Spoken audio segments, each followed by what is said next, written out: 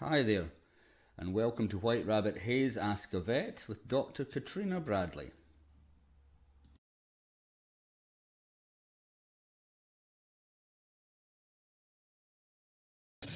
Oh, hello, Dr. Bradley. How are you today? We're looking very professional today. Is this the workplace?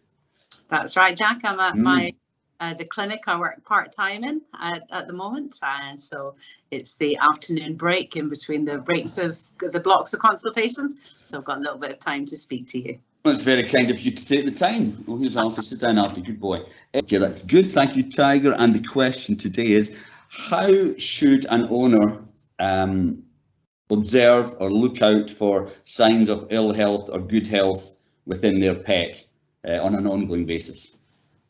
No, that's a good question, Jack. And actually, a lot of people worry about this kind of thing. That they might miss things, and it's pretty much the same for all species of animal, and babies as well.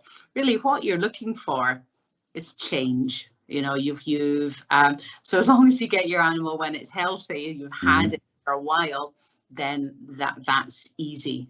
Anything that's a significant diversion from what you normally see is potentially something you should worry about. I mean, of course, I could give you a 10-minute lecture on watching the eyes and watching for discharge and redness and closing, watching for nasal discharge and sneezing. This is kind of common sense, though. It's common sense. If your rabbit sneezes, goes into a pile of moldy hay or dusty hay and comes out, sneezes a couple of times and hops off, no, but you shouldn't worry about that.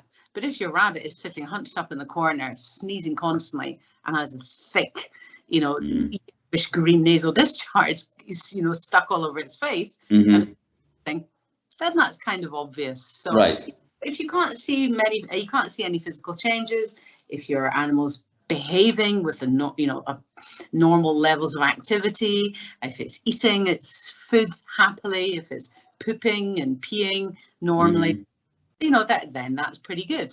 I like people to, particularly with rabbits, chinchillas and guinea pigs, to train the animal to be held and to be examined, or I should say just checked. Examined maybe too fast, but so the owner can actually look at it. And actually, I had a wee puppy in this morning, 9-week-old puppy, with a new owner, and they were like, "Oh, should we clean the ears? Should we cut its nails? Should we brush its teeth?" And I said, "You shouldn't be doing any of those things yet. What you should be doing is teaching your puppy that you're going to do all sorts of weird things to it. You're trained to become tolerant. So every day, put it up on your lap, open its mouth, lift up its ears, hold its feet. Because we have so many clients that tell us, I can't give medicine, I can't do this, I can't do that. And that makes things very stressful for both the owner and the animal, and difficult, because some medications are available in long-acting injections and some aren't. So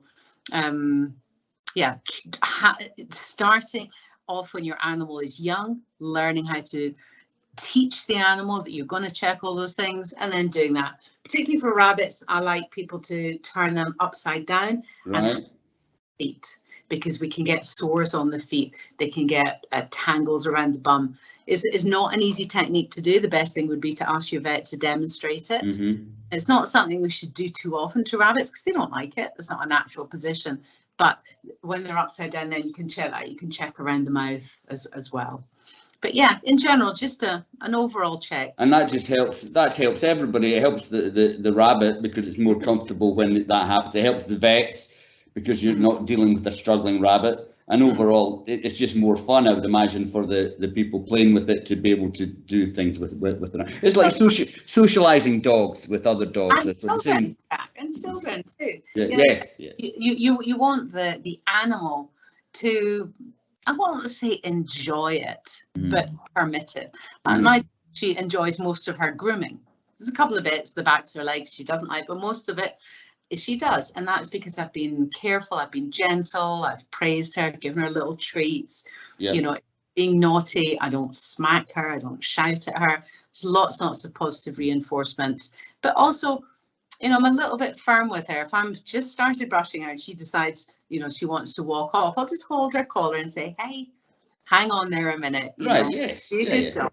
Brush her for another few minutes and then let her go. Then let her go and do it. When I let her go rather than because she's decided, right, I've had enough. So you're in charge of it. But I mean, how does the work with rabbits? Do they respond to commands like dogs? Not really. I wouldn't do that.